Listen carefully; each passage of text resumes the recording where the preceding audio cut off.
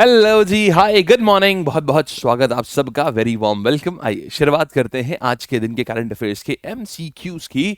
सारे current affairs via MCQs हम देखेंगे यहाँ पर। Ready everyone? चलिए शुरू करते हैं। और बढ़िया बढ़िया दिवाली की कहानियों के साथ में अलग लोग ऐप के ऊपर सभी दिवाली ऑफर्स आपके शुरू हो चुके हैं, तो जो भी बैचेस हैं उन सब पे दिवाली ऑफर्स आ चुके हैं। You guys can go and take a look now. See, तो अब हमारे पास क्या आ रहा है? आजा भाई, चल जा भाई। अभी अभी तो चल रहा था। चल जाओ यार, ऐसा नहीं करते।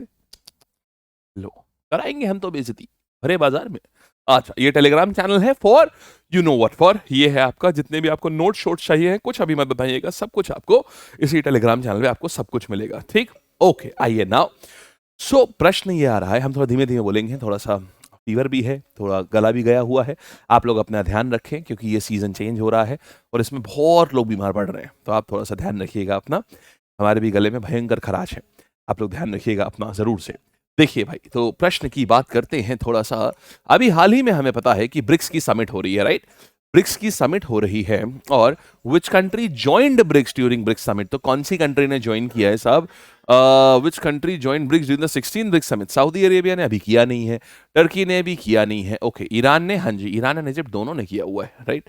दोनों ने ही, ईरान ने भी और इजिप्ट में भी, दोनों ने ही यहाँ पर करा हुआ है। मल्टीपल चॉइस का मतलब ये नहीं होता आंसर एक ही हो सकता है, आंसर भी और हो सकते हैं। ठीक है, चलिए, कहां पर हो रही है ये समिट? ये समिट रशिया में हो रही है, काजान में। क्या है ये? रशिया के काजान में हो रही है। और अभी एट दिस मोमेंट क्या हो रहा है कि इस समय ना अभी ब्रिक्स को ब्रिक्स प्लस कहा जाने लगा है। टोटल कितने मेंबर्स हो गए हैं ब्रिक्स में? देखिए, पहले ब्रिक्स में क्या हुआ करता था? So BRICS used to be BRICS, 5 members होते थे। लेकिन अभी क्या हुआ है? अब हो गया है ये ब्रिक्स प्लस, जिसमें कि अब 9 मेंबर्स होते हैं। 4 नए देशों ने, इजिप्ट, इथियोपिया, ईरान और एक और है, बताइएगा कौन सा? इन 4 नए देशों ने अब भी ज्वाइन किया हुआ है। ठीक, आओ आगे बढ़ते हैं। फिर हम देख रहे हैं यूएई, चौथा है यूएई। अच्छा, फिर देख रहे हैं ब्रिक्स की फॉर्मलाइजेशन कब हुआ था, ब्रिक्स बना कब था? तो ब्रिक्स पूरा एस भी लगा हुआ है, तो ब्रिक्स एस भी लग गया माने 2010 हो जाएगा। यस, माने साउथ अफ्रीका भी जब आ गया था। ठीक है, आगे बढ़ते हैं। फिर देखिएगा, अभी 7th anti submarine warfare craft launch किया गया है इंडियन नेवी ने। देखो, अभी हाल ही में हम लोग बड़ी इंटरेस्टिंग चीजें लॉन्च कर रहे हैं। अभी देखिए, हम लोगों ने कल की न्यूज में, परसों की न्यूज में पढ़ा था कि क्या लॉन्च किया है भारत ने? S4 anti missile, S4 anti submarine missile ship launch किया है। तो अभी हम क्या कर रहे हैं? एक में हम एंटी सबमरीन लॉन्च कर रहे हैं, एक में हम खुद ही सबमरीन लॉन्च कर रहे हैं। S4 याद है ना? S4 हमने एंटी सबमरीन वेसल लॉन्च किया था जिसमें K4 मिसाइल्स भी थी जिसमें, राइट? तो अब क्या कर रहे हैं? अब हम एंटी सब, अभी उसमें हमने सबमरीन, वो सबमरीन था हमारा, S4 हमारा सबमरीन था जिसमें K4 मिसाइलें लगी थी। ये एंटी सबमरीन भी लॉन्च कर रहे हैं। तो हम सबमरीन इसलिए लॉन्च करते हैं ताकि हमारे पास सबमरीन हो, लेकिन दुश्मन की सबमरीन को हम मार के गिरा पाए, इसके लिए हम एंटी सबमरीन भी लॉन्च करते हैं। तो सर, क्या दुश्मन के पास एंटी सबमरीन गन्स या एंटी सबमरीन वेसल्स नहीं होते हैं? बिल्कुल होते हैं। तो इसका मतलब ये थोड़ी ना है कि हम अपनी सबमरीन बनाएंगे नहीं, बनाएंगे। अगर वो अपना एंटी सबमरीन लेके आएंगे तो फिर वैसा युद्ध होगा, वो सबमरीन को मारने की कोशिश करेंगे, हम बचाने की कोशिश करेंगे, यही होगा। ठीक, तो इसका नाम क्या है? INS अभय। इसका काम क्या है? ये एक एंटी सबमरीन वॉरफेयर क्राफ्ट है, ये कॉर्वेट है बेसिकली। कॉर्वेट क्या होता है समझो दोस्त।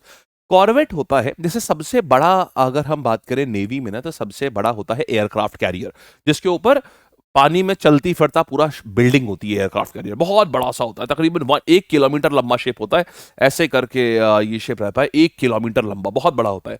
इससे जस्ट छोटा होता है फ्रिगेट। जो ये तो देखो, किसी भी कंट्री के पास एक या दो ही होते हैं और बहुत ही कम कंट्रीज के पास होते हैं। भारत के पास भी 2 ही हैं, अब तीसरा बना रहे हैं। चीन के पास 3 है, यूएस के पास में 4 या 5 है, बस। मतलब इतना रेयर होते हैं ये। तो अब क्या है कि इससे छोटा होता है फ्रिगेट, और फ्रिगेट से भी छोटा होता है कॉर्वेट। तो ये जो हमारा INS अभय है, ये कॉर्वेट है। ये, इसमें एंटी सबमरीन मिसाइल्स भी हमने लगा रखी हैं जो सबमरीन को भी भेद सकती हैं। चलिए आगे बढ़ते हैं। फिर देखिए, कौन से इंडियन स्टेट ने अभी 200th एनिवर्सरी ऑफ किट्टूर विजय उत्सव इसको मनाया? देखिए, 200th एनिवर्सरी अभी क्या चल रहा है? 2024, माने 1824 में ये किट्टूर रिबेलियन हुआ था। इसमें हुआ क्या था? जो अंग्रेज हैं, इन्होंने, किट्टूर की एक महारानी थी, किट्टूर है कर्नाटका में। आज के टाइम पे आपने बेलगांव सुना है? वही बेलगांव ही किट्टूर था। तो अंग्रेजों ने क्या किया? अपनी डॉक्ट्राइन ऑफ लैप्स पॉलिसी वहां इंप्लीमेंट करने लगे। किट्टूर की महारानी को ये बात पसंद नहीं आई, उन्होंने रिबेलियन कर दिया वहां पर। तो एक जॉन ठाकरे करके एक ब्रिटिशर थे, जॉन ठाकरे। तो ठाकरे से ये मत सोचिएगा कि मराठी थे, नहीं, वो जॉन ठाकरे नाम था, ब्रिटिशर थे। तो उन्होंने अटैक कर दिया कित्तूर के ऊपर। तो कित्तूर की महारानी ने बहुत पावरफुल तरीके से पूरा रेबेलियन किया था। इसी बात को आज 200 साल कंप्लीट होते हैं, इसीलिए आज क्या कर रहे हैं, कर्नाटका में ये सेलिब्रेट किया जा रहा है, कित्तूर विजय उत्सव सेलिब्रेट कर रहे हैं। 1824 में हुआ था और अब इधर आपका 2024 में। एक इंटरेस्टिंग बात क्या है, आप देखिएगा 1824 में वो हुआ, ठीक है, कित्तूर में। कित्तूर कहां पर है, बेलगांव है। आप बताओ, जब 100 साल पूरे हुए थे तो आपको याद है एक सेशन हुआ था कांग्रेस का, वो भी बेलगांव में ही हुआ था। आप समझ में आया क्यों हुआ था? Why was 1924 session happened in Belgaum? 1924 में क्या हुआ था, कित्तूर रिबेलियन को 100 साल हो रहे थे और वो अंग्रेजों के विरुद्ध हुआ था। तो उसी को सेलिब्रेट करने के लिए, उसी को ऑनर करने के लिए कांग्रेस ने भी अपना 1924 का सेशन बेलगांव में रखा था। और ये इकलौता सेशन था जिसमें ये महात्मा गांधी साहब जो हैं ये प्रेसिडेंट ऑफ द कांग्रेस बने थे। और अब 2024 में उस सेशन को 100 साल हो रहे हैं, माने कित्तूर रेबेलियन को 200 साल हो रहे हैं। तो हम पोस्टेज स्टैंप वाला रिलीज कर रहे हैं। अच्छा, आगे आते हैं। समझ आ रहे हो ना कितना रिलेटेड है सब कुछ? फिर देखना, ब्रिटिश ऑफिसर जिसने अटैक किया था कित्तूर को, अभी अभी मैंने आपको बताया, इनका नाम था जॉन ठाकरे, नाम था उसका, ठीक है।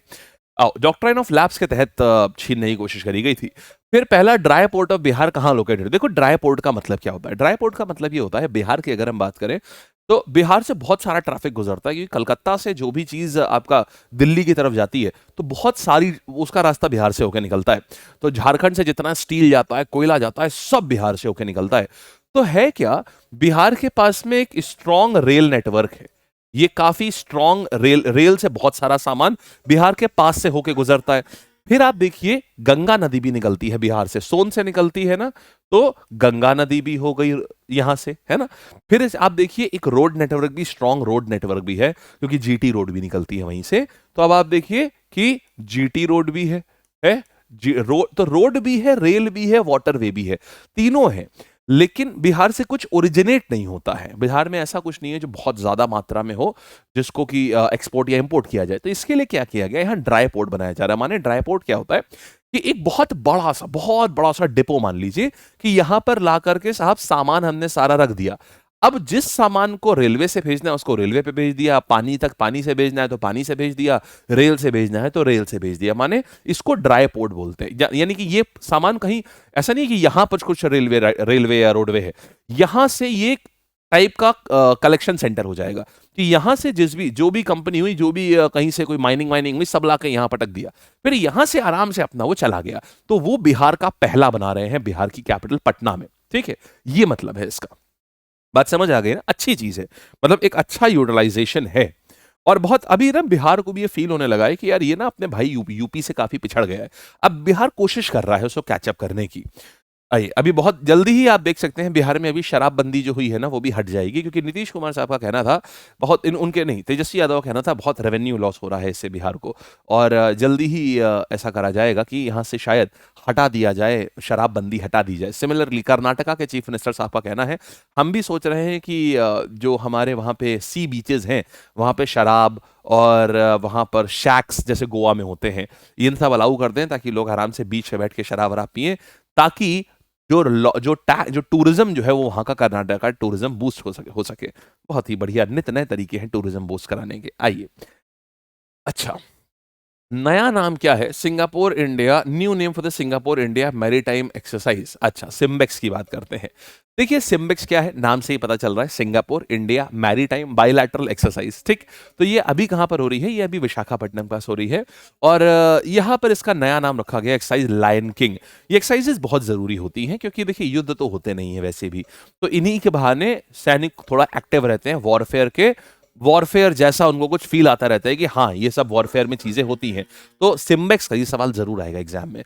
सिम्बेक्स का नया नाम है एक्सरसाइज लायन किंग। दोनों नाम से इसको बोला जाएगा, एक्सरसाइज लायन किंग भी और सिम्बेक्स भी। फिर आते हैं, अच्छा, मल्टीनेशनल एयर कॉम्बैट एक्सरसाइज जो अभी इंडियन एयरफोर्स और यहां पर हो रही थी, इंडियन कॉम्बैट एक्सरसाइज। मैं आपको एक छोटा सा होमवर्क देना चाहता हूं। मैं ये चाहता हूं कि आप ये चारों एक्सरसाइजेस को, ये आपके होमवर्क के लिए हमने रखा था, मैं चाहता हूं आप एक नहीं, आप ये चारों एक्सरसाइजेस को ऑप्शंस में, शक्ति किसके साथ होती है, तरंग शक्ति किसके साथ होती है, युद्ध अभ्यास किसके साथ होती है, हमने आपको ये बहुत प्रैक्टिस कराया है। और अभी भी हम आपको एक अपने टेलीग्राम पे एक नोट्स देंगे जिसमें कि ना जो जो पॉपुलर एक्सरसाइजेस हैं उनके नाम लिखे होंगे, उनको भी जरूर से पढ़िएगा। पहले अपने आप कोशिश करिएगा, ना आए तो फिर वो नोट्स पढ़िएगा, लेकिन फिर आके जवाब दीजिएगा, जवाब जरूर दीजिएगा टाइप करके, उससे चीजें याद रहती हैं एंड बहुत अच्छी चीजें आप लोग जवाब देते भी हैं। I really like this. आइए, अच्छा, second Indian chess player to cross 2800 rating mark. भाई साहब, ये बहुत बड़ी बात है। क्यों? देखिए, अर्जुन एरिगेसी, अभी हाल ही में हमने इनके बारे में न्यूज भी पढ़ी थी, right? WC masters chess world cup chess cup जीता था इन्होंने, है ना, याद आया? तो अर्जुन एरिगेसी उस समय 4th नंबर पे थे। हमने बताया था आपको, लाइव ईलो रेटिंग जो होती है, इन लोगों की ईलो रेटिंग होती है, जैसे जैसे मैच जीतते जाते हैं वैसे वैसे ईलो रेटिंग बढ़ती जाती है, हारेंगे तो रेटिंग कम हो जाएगी, ऐसे रहता है। अर्जुन एरिगेसी इस समय वर्ल्ड में 3rd नंबर पे आ चुके हैं अपनी ईलो रेटिंग से, और सिर्फ दूसरे ऐसे इंडियन हैं आफ्टर विश्वनाथन आनंद। विश्वनाथन आनंद पहले ऐसे व्यक्ति थे जिन्होंने 2800 ईलो रेटिंग क्रॉस करी थी, और अब इन्होंने क्रॉस कर दी गई है। प्रधानमंत्री मोदी जी ने भी इनको, मतलब इनकी तारीफ के खूब सारे पुल बांधे अपने ट्विटर हैंडल के ऊपर। तो ये एक बड़ी फीट है। भारत से 2011 में एक बार करा था इन्होंने, 2011 में विश्वनाथन आनंद ने ये क्रॉस किया था, और ये यंगेस्ट, तब तो उनकी उम्र तो बहुत ज्यादा थी, ये यंगेस्ट व्यक्ति बन गए हैं जिन्होंने ये फीट इन्होंने अचीव करी है। बड़ी बात है, राइट? चलिए, आइए, अच्छा, आगे बढ़ते हैं। ये देख लिया, Arjun Erigaisi is the right answer. फिर आते हैं, कौन से टेनिस प्लेयर जो है टेनिस हॉल ऑफ फेम में, टेनिस हॉल ऑफ फेम में अभी हाल ही में 2020 में इन्होंने संन्यास लिया था। इनका नाम है मारिया शारापोवा। इनको अभी हाल ही में टेनिस हॉल ऑफ फेम में लेके जाया जा रहा है। छोटी सी बात में यहां पे भी आपसे होमवर्क पूछूंगा। 3 महीने पहले, अभी 3 महीने पहले एक न्यूज आई थी, एक भारतीय टेनिस प्लेयर को, इनफैक्ट 2 लोगों को, 2 भारतीय टेनिस प्लेयर को टेनिस हॉल ऑफ फेम में जगह दी गई है। इनके नाम बताइएगा कौन है। ये भी जरूर आएगा, इंडिया का सवाल है तो 100% आएगा। ये बता दूं तो जो मारिया शारापोवा है, इन्होंने 5 ग्रैंड स्लैम जीते हुए हैं, एक ओलंपिक में सिल्वर जीता हुआ है, और पहली रशियन है जिन्होंने ग्रैंड स्लैम जीता था। 2000 ईयर तो नहीं याद है, लेकिन उनका पहला ग्रैंड स्लैम कब था, बट ये पहली रशियन महिला बनी थी जिन्होंने ग्रैंड स्लैम जीता था। तो ये है मारिया शारापोवा। आई, अगले साल इनको फरवरी 2025 में टेनिस हॉल ऑफ फेम में इनको इंडक्ट किया जाएगा। आपका होमवर्क क्या है? कौन 2 भारतीय जिनको टेनिस हॉल ऑफ फेम में इंडक्ट किया जाएगा? किसको अपॉइंट किया गया? पहली महिला है जिनको CFO ऑफ HSBC अपॉइंट किया जाएगा। देखिए, इनका नाम है पैम कौर। पैम कौर पहली ऐसी महिला है जिनको HSBC का CFO, चीफ फाइनेंशियल ऑफिसर। एक HSBC एक बहुत बड़ा बैंक है। ये इतना बड़ा बैंक है कि आपको भारत में इसकी सिर्फ 2 या 3 शाखाएं मिलेंगी। एक नई दिल्ली में है, एक मुंबई में है, और शायद एक आध और होगी, साउथ में एक कोई शाखा होगी। ये इतना बड़ा बैंक है कि इनकी इतनी कम शाखाएं होती हैं इनकी, क्योंकि बाकी शहरों में इनको लगता है ये ऑपरेट करना इनके लिए ठीक नहीं है, क्योंकि इनके पास जो मिनिमम ऑपरेटिंग बैलेंस होता है, कि जो जैसे अकाउंट ये एंटरटेन करते हैं, मिनिमम अगर आप अपने अकाउंट में 1 लाख या 5 लाख रुपए मिनिमम अगर आप मेंटेन करते हैं अपने बैंक में, तो अपने अकाउंट में, तो आप इनके वहां अकाउंट खुलवा सकते हैं। ये इस तरीके के बैंक्स होते हैं। सिटी बैंक हो गया, सिटी बैंक की भी आपको बहुत कम शाखाएं मिलेंगी। ऐसा नहीं जैसे SBI और Punjab national bank, bank of Baroda की गए आराम से बढ़िया बेहतरीन खाते में कितना है, 100 रुपया पड़ा हुआ है। तो मुझे याद है, मैंने इलाहाबाद बैंक में अकाउंट खुलवाया था, तो मेरे पास, जब मैं कॉलेज में पढ़ता था, तो मैसेज आता था, कितना है, 10 रुपये 80 पैसे, 40 रुपये 42 पैसे, ऐसे करके पैसे हुआ करते थे। इलाहाबाद बैंक में अकाउंट खुला हुआ था मेरा, हालांकि सेकेंडरी अकाउंट था। तो इन बैंकों में ऐसा नहीं चल सकता, जैसे हमारा होता है ना, 100 रुपये पड़े हुए अकाउंट में, बेहतरीन रन। अब नहीं, इनमें नहीं, इनमें आपको ज्यादा पैसा रखना होता है, तो इसीलिए इनकी ब्रांचेस बहुत कम होती हैं। HSBC है हांगकांग शंघाई बैंकिंग कॉर्पोरेशन, ये इसका फुल नेम है। SSC 2017 में इसका फुल नेम पूछा गया था, HSBC का फुल नेम बताइए। Hong Kong Shanghai banking corporation. पहली महिला जो यहाँ की पहली भारतीय महिला जो कि HSBC की CFO, चीफ फाइनेंशियल ऑफिसर बन गई, इनका नाम है पैम कौर। आगे आएंगे, HSBC की स्थापना कब हुई थी? When was the bank established? HSBC Hong Kong Shanghai banking corporation. एक इंटरेस्टिंग बात बताता हूं, पहला ATM जो है ना भारत में 1987 में लगाया था इसी बैंक ने। यही वो बैंक है, और किसी बैंक के पास उस समय थॉट भी नहीं आया था, तब इन्होंने भारत का पहला ATM लगाया था। चलिए, फिलहाल यहां पर देखिए, प्रश्न है कि इस बैंक की स्थापना कब हुई थी। अगर आप ऑलरेडी एक बार इस चीज को पढ़ चुके हैं तो आप जानते होंगे, 10 मिनट 10 खबरें आपने पढ़ी हैं, तो ये 1865, यानी कांग्रेस की स्थापना से भी 20 साल पहले का बैंक है। ये कांग्रेस की स्थापना से भी 20 साल पहले का बैंक है। 1865 इज द राइट आंसर। आगे आते हैं, vice chancellor of Jamia Millia Islamia किसको अपॉइंट करा जा रहा है? तो जामिया मिलिया इस्लामिया के VC साहब आ रहे हैं, मजहर आसिफ, ये आ रहे हैं, प्रोफेसर मजहर आसिफ। ये अभी JNU में करंटली प्रोफेसर हैं, और इनको अपॉइंट किया जा रहा है जामिया में एज VC अपॉइंट किया जा रहा है। बड़ा कंट्रोवर्शियल अपॉइंटमेंट है, क्योंकि तकरीबन कुछ साल पहले एक रीना नाम की एक महिला थी, ST थी, शेड्यूल ट्राइब से आती थी, तो उन्होंने इनके ऊपर आरोप लगाया था कि इन्होंने ना हमको प्रमोशन नहीं दे रहे हैं ये, और क्योंकि मैं एसटी से कम्युनिटी से बिलोंग करती हूँ, इसलिए ये मुझे कम नंबर देते हैं, मेरी सीआर खराब कर देते हैं। तो और सिर्फ क्योंकि मैं रेसिज्म का मतलब आरोप लगाया था इनके ऊपर। तो अब जब इनका जेएनयू में वीसी बनाएगा, देखिए बट आरोप तो आरोप है जब तक सिद्ध ना हो जाए, सिंपल सी बात है। देखिए तो जब ये यहाँ पर जामिया मिलिया के बनाए गए वीसी, तो फिर लोगों ने बोला अरे फिर तो ये तो ओपनली एसटी कम्युनिटी के अगेंस्ट ये बात है, बट ये बात प्रूव हुई नहीं कभी भी। ठीक है, तभी थोड़ा सा कंट्रोवर्शियल है, बट देन इस लेवल की पोस्ट पे ना कहीं से कंट्रोवर्सी लगी ही रहती है कि ये भी चीज़ आप देखेंगे। तो ये है प्रोफेसर मजहर आसिफ, ये डिपार्टमेंट ऑफ लैंग्वेजेस में अभी जेएनयू में प्रोफेसर हैं। अब इनको बनाया जा रहा है वीसी। नॉर्मली ना वीसी जो होते हैं, अच्छा इंटरेस्टिंग फैक्ट देखिए, फन फैक्ट आता है, वीसी देखिए वाइस चांसलर होता है। वाइस चांसलर यूनिवर्सिटी की सबसे बड़ी पोस्ट होती है ना, वाइस चांसलर। तो फिर चांसलर कौन होता है यूनिवर्सिटी का, ये सोच के बताइएगा मुझे ऑफलाइन कमेंट सेक्शन में। स्टेट यूनिवर्सिटीज का चांसलर कौन होता है और सेंट्रल यूनिवर्सिटीज का चांसलर कौन होगा? देखिए वाइस चांसलर मतलब पक्की बात है सेकंड इन कमांड हुआ, बट यूनिवर्सिटी में तो सबसे बड़ी कमांड यही होती है। तो फिर चांसलर होता है नहीं होता है तो कौन होता है, ये बताइएगा। ठीक है, कौन से इंडियन फिजिसिस्ट रिसेंटली पास हुए, ये एक थोड़ी दुखद न्यूज है। तो ये यूएस से इन्होंने, मैडम ने पीएचडी ली हुई थी और 71 ईयर्स की थी, साइंटिस्ट थी। आईआईएससी बेंगलुरु में इन्होंने काम किया हुआ है। रोहिणी गोडबोले ये एक फिजिसिस्ट थी और भारत में चुनिंदा महिलाओं में से थी जिन्होंने फिजिक्स में बहुत बड़ा काम किया था। हिग्स बोसॉन पार्टिकल आपको नाम याद होगा, उसके ऊपर भी इन्होंने कई पेपर पब्लिश करे थे। इंटरनेशनल लेवल की जानी मानी प्रख्यात साइंटिस्ट थी ये। इनका अभी 71 ईयर्स पर निधन हो गया इनका, रोहिणी गोडबोले। आइए, कौन से साल में जामिया मिल्किया इस्लामिया जो है ये तो नहीं खैर इंपॉर्टेंट है, ये आप न्यूज रहने दीजिए। ठीक है, इसकी जगह आप ये बताइए, हाल ही में एक मैडम बनी थी नाइमा खातून। हाल ही में एक नाइमा खातून एक मैडम थी जो कि किस यूनिवर्सिटी की 100 साल में ये बनने वाली पहली महिला थी, 100 ईयर्स में पहली महिला वीसी। वो आ जाएगा, नाइमा खातून बनी थी अलीगढ़ मुस्लिम यूनिवर्सिटी की पहली महिला वीसी। अच्छा, अभी पहला ड्राई पोर्ट कहाँ इनॉग्रेट करा गया आपको पता है? पटना, बिहार में ऑपरेट करा गया है। फिर देखते हैं, अच्छा घड़ी से भी पहले ही हम लोगों ने उत्तर दे दिया है। फिर आते हैं, कौन सी हिस्टोरिकल फिगर को ऑनर किया जाएगा 200th किट्टूर विजय उत्सव में? बहुत बढ़िया सवाल है। तो ये जो वहां की रानी थी ना, उनका नाम था रानी चेन्नम्मा। ये है रानी चेन्नम्मा, ये 200th विजय। ये इस बार सवाल आ सकता है इसके ऊपर, क्योंकि देखिए ब्रिटिशर्स है, मॉडर्न हिस्ट्री का पार्ट भी है, और डॉक्ट्राइन ऑफ लैप्स के तहत इनसे छीना गया था ये। तो सारी चीजें आपके सिलेबस वाली आती हैं यहाँ पर। तो रानी चेन्नम्मा, ठीक है। करंट अफेयर में पढ़ा रहा हूँ, हिस्ट्री में नहीं पढ़ाऊंगा, क्योंकि हिस्ट्री वाली तो एनसीईआरटी में बहुत ही इनका नाम नहीं मिलेगा आपको, ये इसी में करंट अफेयर में नाम मिलता है ये। तो डॉक्ट्राइन ऑफ लैप्स का शिकार थी ये भी।